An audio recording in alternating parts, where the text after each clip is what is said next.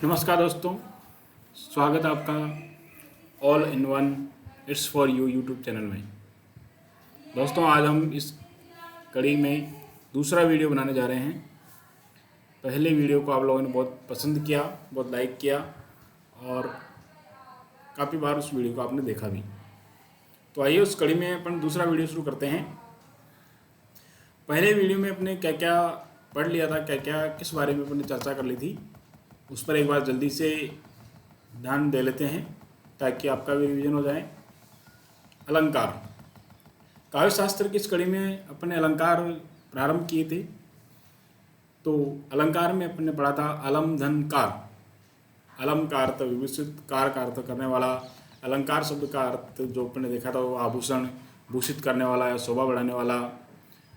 अलंकार की परिभाषा आचार्य दंडी की काव्या शोभाकरान धर्मान अलंकारान प्रचसते, अर्थात काव्य को शोभा प्रदान करने वाले धर्म तत्व ही अलंकार कहलाते हैं। ये जो मुख्य परिभाषा है, इसके साथ एक भामह की परिभाषा भी अपन ने देखी थी। अलंकार के जो भेद अपन ने देखा थे, शब्दालंकार और अर्थालंकार। कुछ आचार्य तीसरा अलंकार भी मानते हैं, इसे उभयाव अलंकार नाम देते हैं। शब्दालंकार जिसमें शब्द का महत्व हो, यानी ऐसा अलंकार जिसमें केवल शब्द का महत्व हो, उस शब्द को हटा देने पर अलंकार समाप्त हो जाता है। सीधे शब्दों में उसे शब्द अलंकार कहते हैं। जैसे यहाँ कुछ शब्दों का प्रयोग किया गया, चारुता, चमत्कार, तो आप सीधे ऐसे भी ध्यान रख सकते हैं कि ऐसा अलंकार जो शब्द पर आश्रित है और शब्द विशेष को, उस शब्द को हटा देने से अलंकार समाप्त हो जाता है, उसे शब्द अलंकार कहते हैं।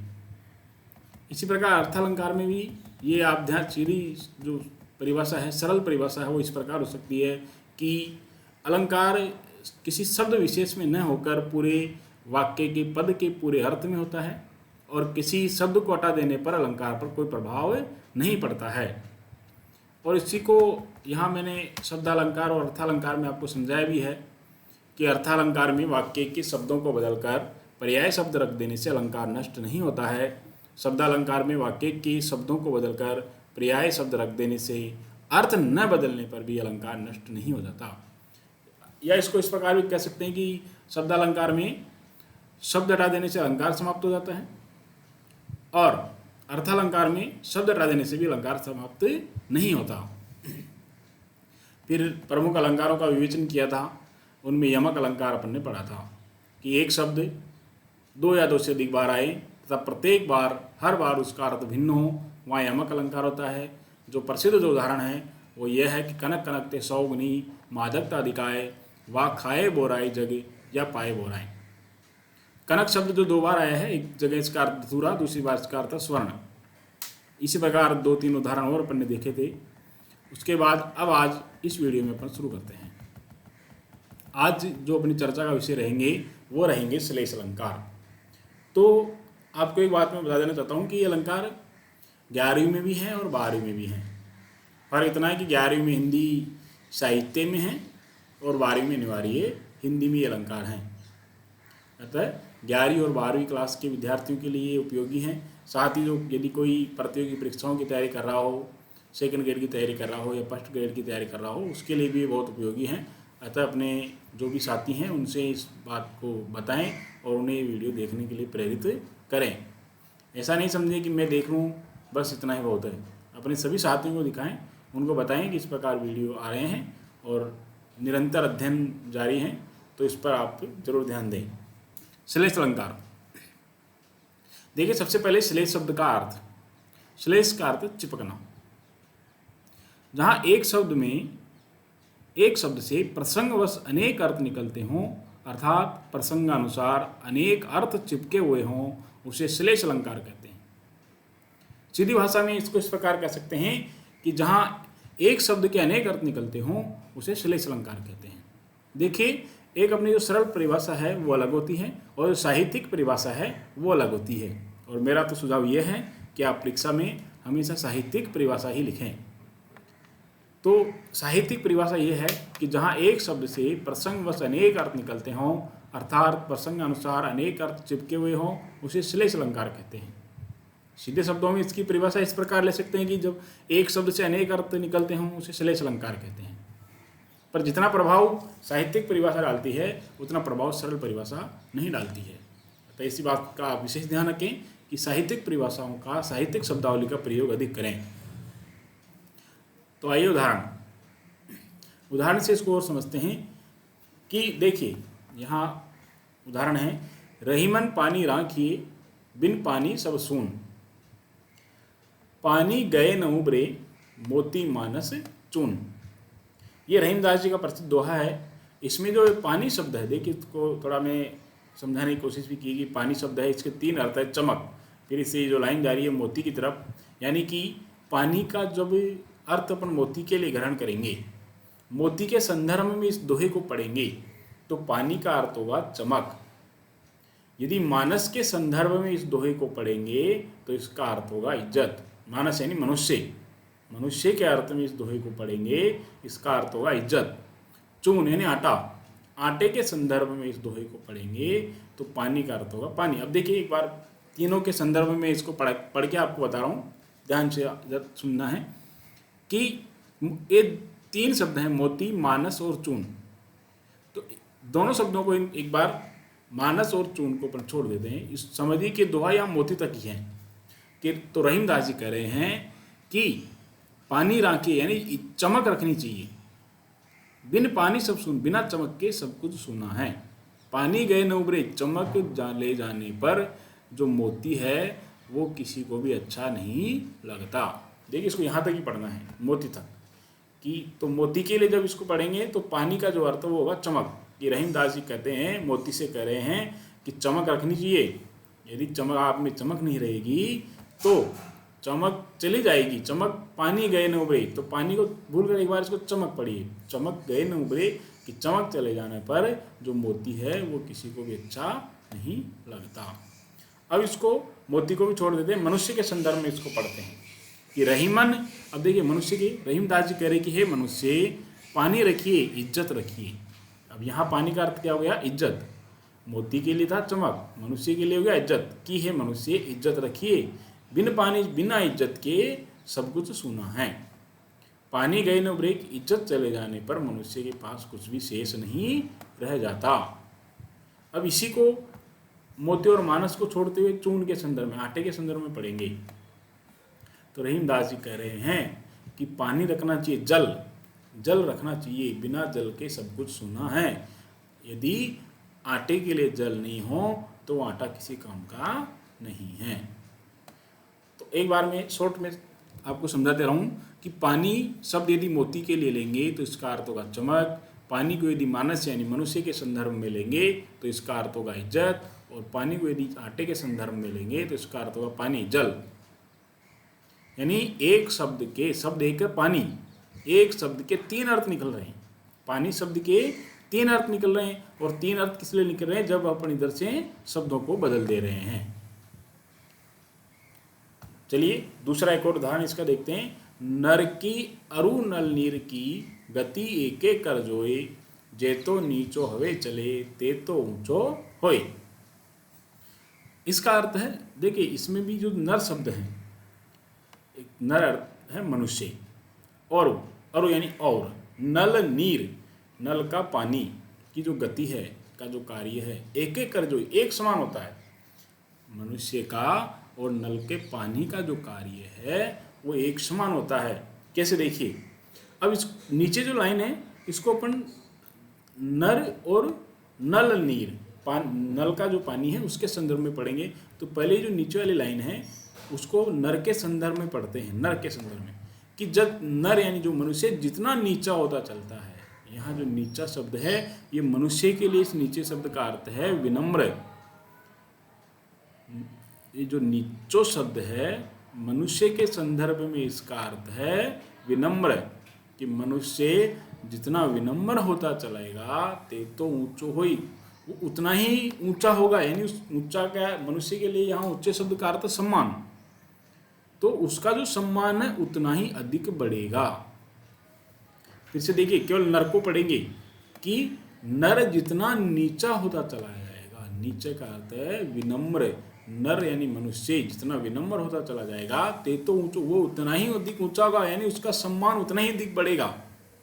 देखिए अब जब इसको नल नीर, नल यानी नल, नीर यानी पानी, नल के पानी के बारे में इस लाइन को पढ़ेंगे तो आए कि ये तो नीचे कि जो नल का जो पानी है जितना नीचे होगा, यानी नल का जो पानी है जितना नल की गहराई जितनी अधिक होगी, गहराई को इस प्रकार समझिए जैसे छत पर टंकी रखी हुई है और उस टंकी से एक तो जो नल है वो उस टंकी में ही वहीं लगा हुआ है, जो टंकी रखी हुई है नल उस टंकी में लगा हुआ है, और एक जो नल है उस टंकी से पाइपलाइन के द्वारा नीचे आ रहा है।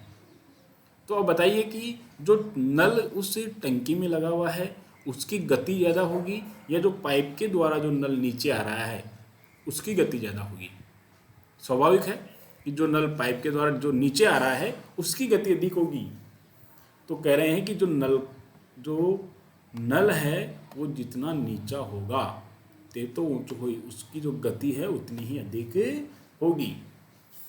देखिए मनुष्य के संदर्भ में इस नीचो शब्द का अर्थ है विनम्र, नल के संदर्भ में इसका अर्थ नीचा, ऊंचो का मनुष्य के संदर्भ में इसका अर्थ है सम्मान और नल के संदर्भ में इसका अर्थ है गति। देखिए आगे चलते हैं, तीसरा एक और उदाहरण पर देखते हैं। सुवरन को ढूंढत फिरे कवि कामी अरु चोर। सुवरन को ढूंढत फिरे कवि कामी अरु चोर। देखिए इसकी जो पहली लाइन है वो इस प्रकार है, चरण धरत शंका करत चितवत चहु ओर। पहली जो लाइन है इसकी इस प्रकार है, चरण धरत शंका करत चितवत चहु ओर। दूसरी लाइन है, सुवरन को ढूंढत फिरे कवि कामी अरु चोर। यहाँ इसकी एक ही लाइन इसलिए लिखी है कि इस एक लाइन में पूरा अलंकार है, इसी एक लाइन में स्पष्ट हो रहा है, इसलिए दूसरी लाइन लिखने की आवश्यकता नहीं थी। तो देखिए जो यहाँ सुवरन शब्द लिखा हुआ है इसके तीन अर्थ हैं, सुंदर अक्षर, सुंदर रूप और सोना स्वर्ण। अब तीन शब्द इधर लिखे हैं, कवि कामी और चोर। इन तीनों शब्दों के लिए सुवर्ण का अर्थ अलग अलग है। कवि के लिए देख इसको पढ़ते हैं कि जो कवि है वो सुवर्ण ढूंढता फिरता है। कवि सुवर्ण ढूंढत फिरत है, सुवर्ण को ढूंढता फिरता है, सुवर्ण का अर्थ क्या हुआ? सुंदर अक्षर। कवि किसको ढूंढता फिरता है? सुंदर अक्षरों को। कामी यानी जो भोग विलासी व्यक्ति है, जो आशिक मिजाज जो व्यक्ति हैं, वो सुवर्ण को ढूंढता फिरता है, यानी वो सुंदर रूप को ढूंढ। देखिए शब्द वही है सुवर्ण, लेकिन कामी शब्द इधर से पढ़ा तो इसका अर्थ हो गया सुंदर रूप, कि वो सुवर्ण है, सुंदर रूप को ढूंढता फिरता है। और वो चोर, और जो चोर है वो भी सुवर्ण को ढूंढता फिरता है, लेकिन वो कौन सी सुवर्ण को ढूंढता है? सोना को, स्वर्ण को। देखिए तीन शब्द हैं, तीनों के लिए सुवर्ण का अर्थ अलग अलग है। कवि के लिए कवि सुंदर अक्षर ढूंढता फिरता है, कामी जो भोग विलासी है वो सुंदर रूप ढूंढता फिरता है, चोर जो होता है वो सोना ढूंढता फिरता है। अब थोड़ा सा श्लेष को मैंने और थोड़ा विस्तार से लिया है, तो देखिए श्लेष के भेद। देखिए हमें पढ़ना है तो पूरी चीज़ें अपने को पढ़नी है, चाहे वो परीक्षा में आए या नहीं आए। हो सकता है कि हर बार प्रश्न आते हैं तो इस बार थोड़े से और गहराई में वो चले जाएं, श्लेष के भेदों में से प्रश्न पूछ ले, तो थोड़ा एक एक उदाहरण एक एक बार जल्दी से इस पर भी नज़र डाल लेते हैं, तो ये मन में ये शंका नहीं रहे कि ये नहीं पढ़ा है। पढ़ना अपने को सभी हैं। तो देखिए श्लेष के भेद, सभंग श्लेष और अभंग श्लेष। सभंग, भंग का अर्थ होता तोड़ना, भंग का अर्थ होता तोड़ना, स का अर्थ साथ में, यानी जब अर्थ देने के लिए या अर्थ के लिए शब्द को तोड़ना पड़े, जब अर्थ के लिए शब्द को तोड़ना पड़े। सभंग यानी तोड़ने के साथ में अर्थ निकले। अभंग श्लेष, शब्द को बिना तोड़े ही अर्थ निकलता हो। ये भी अपने जो ऊपर उदाहरण पढ़े हैं, जैसे सुवर्ण है, सुवर्ण को मैं अपने को तोड़ना नहीं पड़ा, किसी प्रकार से इसके टुकड़े नहीं करने पड़े। और भी जो ऊपर पढ़े हैं, नीचो ऊंचो या पानी, इन शब्दों को नहीं तोड़ना पड़ा, शब्दों का सीधा सीधा अर्थ निकला है।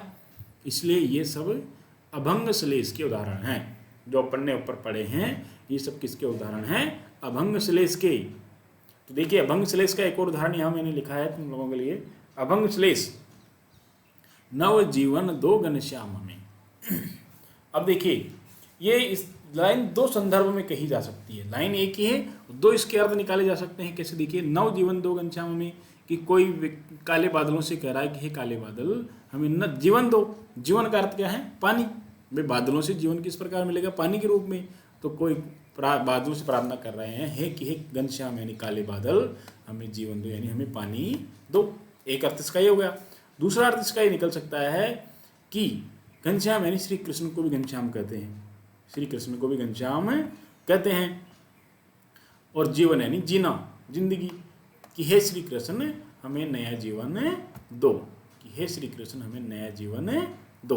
यानी जीवन शब्द का एक अर्थ हुआ पानी और एक अर्थ हुआ जीना। घनश्याम शब्द का एक अर्थ हुआ काला बादल, एक अर्थ हुआ कृष्ण।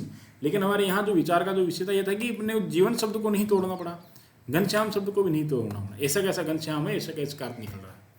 अब देखिए सबंग श्लेष को एक बार देखिए कि एक प्रसिद्ध जो दोहा है इसका उदाहरण है, और कई बार ये परीक्षाओं में पूछा भी जाता है, बड़े बड़े परीक्षाओं में इस दोहे को पूछा जाता है, तो आप भी इस पर थोड़ा ध्यान रखें। चिर जीवों जोरी जुरे क्यों न सने गंभीर, को घटी ये वर्ष भानुजा वे हलदर के वीर।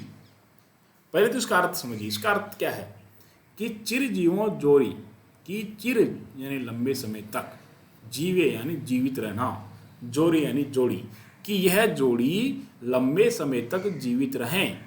जुड़े क्यों न स्नेह गंभीर, और इनमें हमेशा जो स्नेह है, जो प्रेम है, हमेशा गंभीर जुड़ा रहना चाहिए, अत्यधिक प्रेम इनमें जुड़ा हुआ रहना चाहिए। देखिए पहले जो लाइन है इसका अर्थ है कि इनकी जोड़ी हमेशा के लिए जीवित रहे और इनमें हमेशा गंभीर प्रेम, अत्यधिक प्रेम बना रहना चाहिए, जुड़ा रहना चाहिए। जुड़े यानी जुड़ना, बना रहना। अब जो दूसरी जो लाइन है इसमें है सबंग श्लेष। अब देखिए जो दो शब्द इनको तोड़ना पड़ेगा। को घटी वर्ष भानुजा, को घटी ये वर्ष भानुजा वे हलदर के वीर। अब देखिए इन शब्दों को इधर नीचे तोड़ रखा है मैंने, वर्ष भानुजा। देखिए इसको तोड़ना पड़ा है। ऊपर तक अब तक अपन ने पढ़ा है कि शब्द को तोड़ना नहीं पड़ा था, अब यहाँ तोड़ना पड़ रहा है। देखिए वृष भानु धन जा, वृष भानु धन जा। वृष भानु किसी व्यक्ति का नाम है, जा का अर्थ होता है जन्म लेने वाला, पैदा होने वाले उत्पन्न। जैसे पंकज अपन बोलते हैं, पंक धन जय, जय का अर्थ जन्म लेने वाला, पंक का अर्थ कीचड़, कीचड़ में जन्म लेने वाला कमल। तो इस प्रकार इसको भी अपन को वृष भानु, यानी वृष भानु राधा के पिताजी का नाम था। वृष भानु राधा के पिताजी का नाम था। और जा यानी उनसे उत्पन्न होने वाली पुत्री, उनसे उत्पन्न होने वाली, वृष भानु से उत्पन्न होने वाली। इस वर्ष भानु धन जाकर क्या हुआ, वृष भानु से उत्पन्न होने वाली कौन थी, राधा। देखिए जब इसको इस प्रकार तोड़ा है कि वृष भानु धन जा, तो वृष भानु से उत्पन्न होने वाली राधा, तो इसका शब्द का अर्थ क्या आया, राधा। को घटी ये राधा है। अब इसको वृष भानु जा को राधा बोल सकते हैं कि इनमें से कोई भी नहीं घटता है, कोई भी कम नहीं है, कि ये तो राधा हैं और वे हलधर के वीर हैं। अब देखिए हलधर, हल को धारण करने वाले कौन, बलराम। हलधर कौन है, हल को धारण करने वाले बलराम। तो इस हलधर का अर्थ हो गया क्या, बलराम के वीर, के वीर यानी भाई, बलराम के भाई यानी श्री कृष्ण। तो देखिए इस वृष भानुजा का अर्थ निकला राधा और हलधर के वीर का अर्थ निकला श्री कृष्ण। तो अब देखिए इसको पढ़े दोबारा कि इनकी जोड़ी हमेशा जीवित रहे और इनमें गंभीर प्रेम बना रहे, क्योंकि इनमें से कोई भी एक दूसरे से कम नहीं है। ये तो राधा है और उधर श्री कृष्ण हैं। अब इसको दूसरी तरीके से तोड़ते हैं। एक अर्थ निकल गया, श्लेष में तो दो अर्थ निकलेंगे, तीन निकलेंगे, चार निकलेंगे, पर एक से अधिक निकलेगा। तो देखिए दूसरी तरीके से इसको तोड़ना पड़ेगा। अब वर्ष भानुजा को तोड़ा है, वृषभ धन अनुजा। अनुजा का अर्थ होता है बहिन, अनुजा का अर्थ क्या होता है, छोटी बहिन। अनुज का अर्थ होता है छोटा भाई और अनुजा का अर्थ होता है छोटी बहिन। और वृषभ का अर्थ होता है बेल। तो बेल की बहिन क्या हुई, गाय। अब देखिए पहले इसका अर्थ निकला था राधा, लेकिन राधा के लिए अपन ने इस प्रकार से तोड़ा था, और जब इसको इस प्रकार से तोड़ा वृषभ धन अनुजा किया तो इसका अर्थ क्या हो गया, गाय। और जब हलधर यानी अपने क्या था कि हल को धारण करने वाला बलराम, अब जब इसको ये इसका अर्थ ये कर ले कि हल को धारण कर खींचने वाले, हल को धारण कर खींचने वाले के भाई, यानी वो भी बेल हुए। हलधर के भाई, हल को धारण कर खींचने वाला कौन, बेल, और बेल के भाई भी बेल। तो कई दूसरा इसका वृष भानु का अर्थ क्या हुआ, गाय, और इसका अर्थ हुआ बेल। इन दोनों में प्रेम हमेशा बना रहे, इनमें से कोई भी कम नहीं है, एक तो गाय है और एक बेल है। तो ये अर्थ इसका बैठ नहीं रहा, फिर भी अर्थ तो निकल रहा है, अपने को अर्थ देखना है। तो इस प्रकार इसमें हुआ सबंग श्लेष। सबंग क्यों हुआ, क्योंकि वृष भानुजा को तोड़ा और हलधर के वीर के भी दो अर्थ निकले। वृष भानुजा जब वृषभ धन अनुजा किया तो गाय, और वृष भानु धन जा किया तो राधा।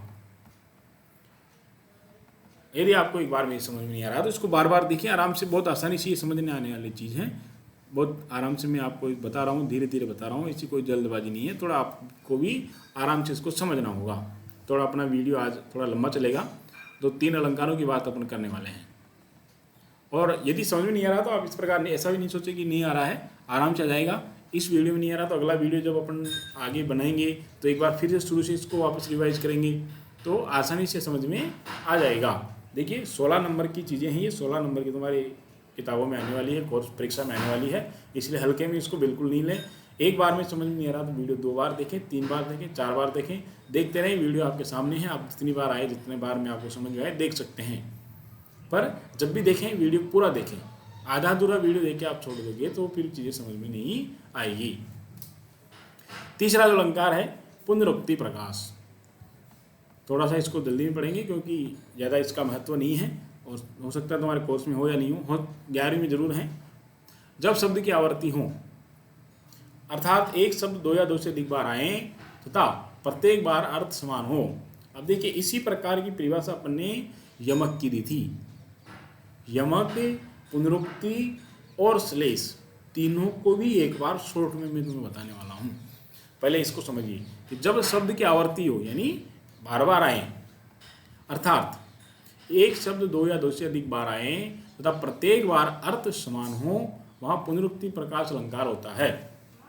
अब यमक को एक बार याद कीजिए, जब शब्द की आवर्ती हो अर्थात शब्द 2 या 2 से अधिक बार आए तथा हर बार अर्थ अलग अलग हो तो यमक, हर बार अर्थ अलग अलग हो तो यमक, हर बार अर्थ समान हो तो पुनरुक्ति।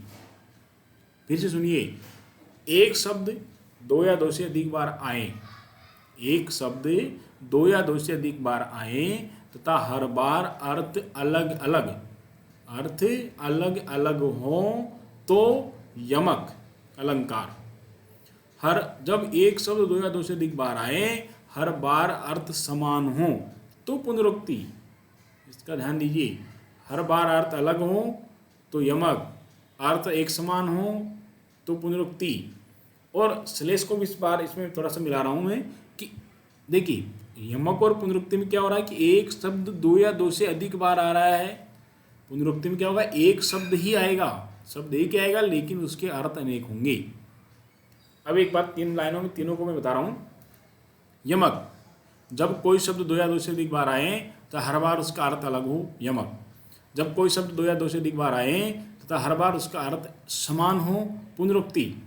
जब कोई शब्द एक बार आए तथा उसके अनेक अर्थ हों, एक शब्द के अनेक अर्थ हों तो श्लेष। बहुत आसानी से समझ में आने वाली चीज़ें हैं। तो देखिए अभी पुनरुक्ति के अलंकार के बहुत सारे उदाहरण अपने को मिल जाते हैं। गांव गांव असोय आनंदा, कि गांव गांव में इस प्रकार से आनंद हो रहे हैं। तो यहाँ गांव गांव शब्द 2 बार आया है, दोनों बार इसका अर्थ क्या है, गांव। दोनों बार इसका अर्थ क्या है, गांव गांव। जैसे यमक में कनक कनक शब्द आया था, दोनों जगह अर्थ अलग अलग था, धतूरा और सोना, पर यहाँ गांव गांव शब्द के दोनों अर्थ एक ही हैं। गांव गांव असेन ऐसा ही हो यानी हो रहे आनंद है ना, आनंद, कि गांव गांव में ऐसे ही आनंद हो रहे हैं। मधुर मधुर मेरे दीपक जल, कि हे मेरे दीपक तुम मधुर मधुर जल, कि हे दीपक तुम मधुर मधुर जलो। मधुर मधुर शब्द 2 बार आए, दोनों बार इसका अर्थ मधुर ही है। जब प्यास प्यास कर धरती का पौधा पौधा मुड़ जाता है, कि जब धरती का प्रत्येक पौधा पौधा शब्द 2 बार आ रहे हैं, अर्थ वही हैं, पौधा पौधा प्यास प्यास करके मुरझा जाता है। तो बहुत सीधा सा अलंकार है पुनरुक्ति। एक शब्द 2 या 2 से अधिक बार आए तो अर्थ हर बार समान होगा, एक ही अर्थ होगा, अर्थ में भिन्नता नहीं होगी। अर्थ में भिन्नता होगी तो यमक होगा। चलिए आज का अंतिम अलंकार वक्रोक्ति, आज का अंतिम अलंकार वक्रोक्ति, और इसी के साथ शब्दालंकार अपने समाप्त हो जाएंगे। फिर कल से अपना अगले जो वीडियो आएगा वो अर्थालंकार का आएगा, जो बहुत ही महत्वपूर्ण है। तो चैनल को सब्सक्राइब करें और लाइक और कमेंट जरूर करें। कमेंट करोगे, लिखो कि सर ये समस्या आ रही है, तो मैं आगे आने वाले वीडियो में उसको ध्यान रखूँ कि ऐसे मुझे करना है। यदि तुम लिखोगे पता, तभी तो मुझे पता चलेगा कि क्या समस्या आ रही है। तुम देखते रहोगे तो तुम्हें कोई समस्या आ रही है तो ज़रूर बताएं। कमेंट, उसमें कमेंट का ऑप्शन होता है, उसमें कमेंट उसमें लिख दें, टाइप कर दें कि ऐसे समस्या आ रही है, मैं जल्दी बोल रहा हूँ, धीरे बोल रहा हूँ, या और बातों को मुझे 1-2 बार और रिपीट करनी है, क्या करना है तुम्हें, वो क्या समस्या आ रही है उसमें ज़रूर लिखें, तो मैं उस पर आगे सुधार कर लूँ। यदि कोई भी समस्या नहीं है तो भी उसमें लिखें कि सही है, ऐसे ही चलता रहने दें। और जो सब्सक्राइब के पास में जो एक घंटे का निशान जो बना हुआ है उसको दबाओ। तो जिस दबाओगे तो उसका फ़ायदा ये होगा कि जैसे ही मैं अगला वीडियो डालूंगा तो तुम्हें किसी पूछने की जरूरत नहीं कि तुम्हें वो मोबाइल में पता चल जाएगा कि वीडियो आ गया है। तो चलिए अंतिम जो अलंकार है वक्रोक्ति। देखिए वक्रोक्ति शब्द को समझते हैं पहले। वक्रोक्ति, वक्रोक्ति शब्द को मैं देखिए तुम्हें यहाँ समझाने के लिए थोड़ा यहाँ इसको लिख रहा हूँ। वक्रोक्ति जो शब्द है तुम्हें समझाने के लिए इसको मैं लिख रहा हूँ। वक्र, वक्र धन उक्ति, वक्र धन उक्ति। देखिए वक्रोक्ति जो शब्द है किससे मिलकर बना है? वक्र धन उक्ति। वक्र का अर्थ होता है टेढ़ा, वक्र का अर्थ क्या होता है? टेढ़ा। उक्ति का अर्थ कथन, कहना, यानी टेढ़ी बात कहना या टेढ़ी बात समझना। कोई या तो कोई टेढ़ी बात कह रहा है या फिर जो समझने वाला है वो जानबूझ के उसको टेढ़ी समझ रहा है। कई बार ऐसा होता है कि हम बातों बातों में सामान्य बात कर रहे हैं लेकिन जो सुनने वाला है उसको टेढ़ी समझ रहा है, उसको कहते हैं वक्रोक्ति। देखिए अब इसकी जो सीधे एक तो परिभाषा है, जो सरल परिभाषा है वो तो यह है कि जब कहने वाला सुनने वाले की बात को दूसरे अर्थ में ग्रहण करे। देखिए सरल परिभाषा बता रहा हूँ, साहित्यिक परिभाषा पे भी चर्चा करेंगे। सरल परिभाषा ये है कि जब सुनने वाला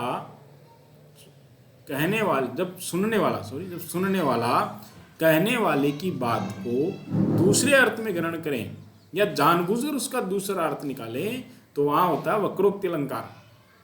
अब देखिए इसकी साहित्यिक परिभाषा।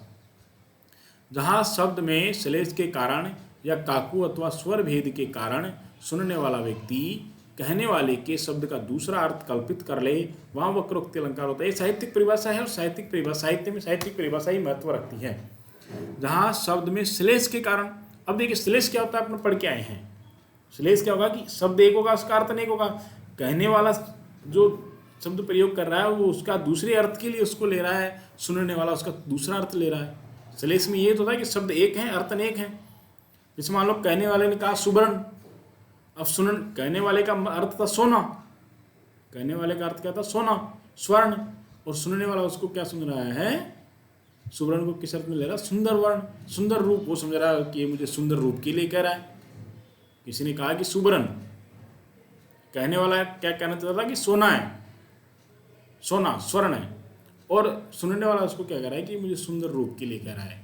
यानी कहने वाला कुछ कहना क्या चाहता है, सुनने वाला उसको समझ क्या रहा है। तो देखिए जैसे एक प्रसिद्ध बात भी इसमें प्रचलित रहती है। जैसे मान लो किसी ने कहा कि मुझे कोई सोने की चीज़ ला दो, मुझे कोई सोने की चीज़ ला दो। कहने वाला क्या कह रहा है कि सोने के कोई आभूषण ला दो, और जो सुनने वाला वो तकिया ला के उसको दे देता है। यानी ये भी तो तकिया भी तो सोने की चीज़ है, इसको लगा के सो जाओ। लेकिन कहने वाले का अर्थ सोना यानी स्वर्ण था, आभूषण था, जबकि सुनने वाला ने इसको क्या समझा? तकिया, कि मुझे कोई सोने की कोई चीज़ ला दो।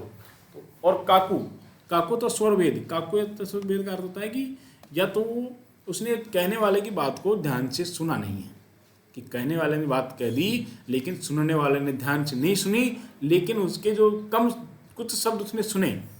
भाई पूरी लाइन बोली लेकिन कुछ शब्द तो उसने ढंग से नहीं सुने और कुछ शब्द सुन लिए। उन कुछ शब्दों के आधार पर ही वो पूरे वाक्य का अर्थ निकाल लेता है। कई बार अपन बातचीत कर रहे हैं, अपना ध्यान कहीं भटक जाता है, फिर भी हूँ करते रहते हैं कि हाँ हाँ, लेकिन अपन सुनते ही नहीं है, ध्यान कहीं और होता है। फिर भी अपन अपने मन से उसका अर्थ निकाल लेते हैं कि हाँ ऐसा कह रहा होगा। तो वो होता है काकुत्व स्वर भेद। तो इसकी जो मुख्य जो परिभाषा है, जहाँ शब्द में श्लेष के कारण या काकू अथवा स्वर भेद के कारण सुनने वाला व्यक्ति कहने वाले के शब्द का दूसरा अर्थ कल्पित कर ले, वहां वक्रोक्ति अलंकार होता है। उदाहरण, अब देखिए राधा और कृष्ण के उदाहरण है कि राधा और कृष्ण की लड़ाई हो जाती है तो राधा द्वार बंद कर लेती है, गेट बंद कर लेती हैं। तो बाहर से श्री कृष्ण कहते हैं, बाहर से श्री कृष्ण आवाज़ लगाते हैं। तो राधा जी जवाब दे रही है। शुरुआत यहाँ से कि राधा कह रही है, कहो तुम, बाहर जो तुम गेट को बजा रहे हो, द्वार को खटखटा रहे हो, कि कौन हो तुम? तो श्री कृष्ण उसको जवाब दे रहे हैं घनश्याम हम, कि हैं घनश्याम हम, कि हम घनश्याम हैं। घनश्याम का अर्थ देखो, दो इसको पढ़े आए ऊपर, घनश्याम के दो अर्थ निकलते हैं, तो काला बादल और एक क्या है, श्री कृष्ण। तो राधा पूछ रही कौन हो तुम, तो श्री कृष्ण कह रहे हैं घनश्याम के, हम घनश्याम हैं, श्री कृष्ण हैं। श्री कृष्ण ने कहा कि हम श्री कृष्ण हैं। तो राधा देखिए इसको जानबूझ के क्या कर रही है, दूसरा अर्थ ग्रहण कर रही है, जबकि उनको पता है कि श्री कृष्ण, लेकिन उसका दूसरा अर्थ ग्रहण कर लिया, क्या, काला बादल।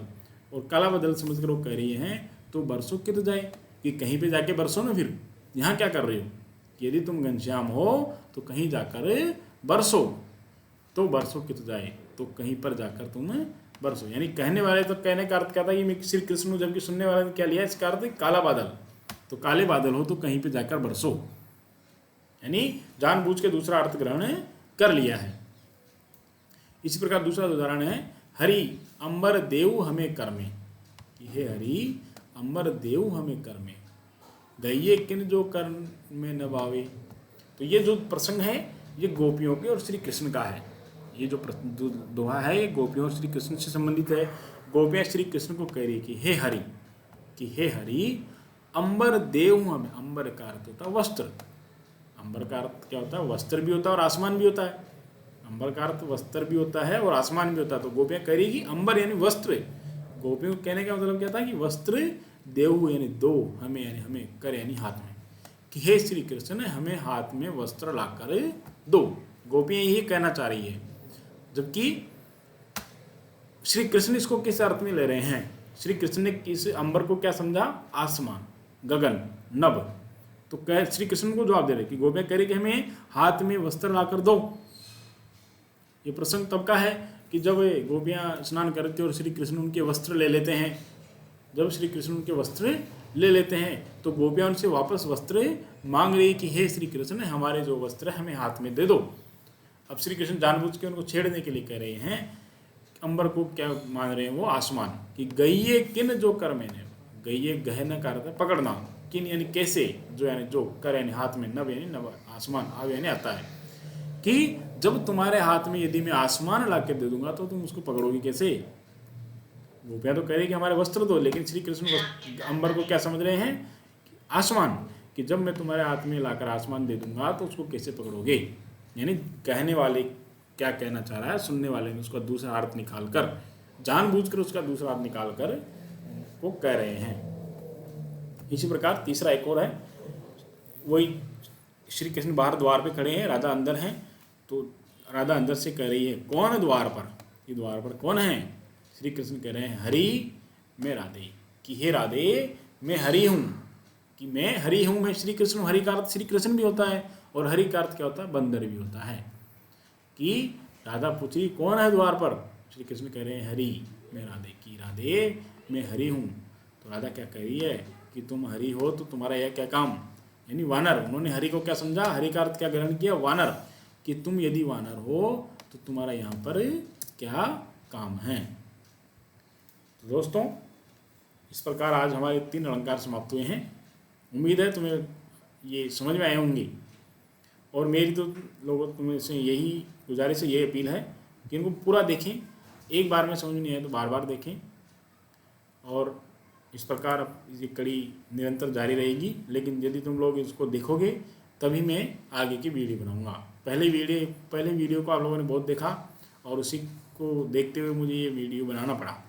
यदि इस वीडियो को तुम लोग देखोगे तो मैं आगे का वीडियो ज़रूर बनाऊंगा। धन्यवाद।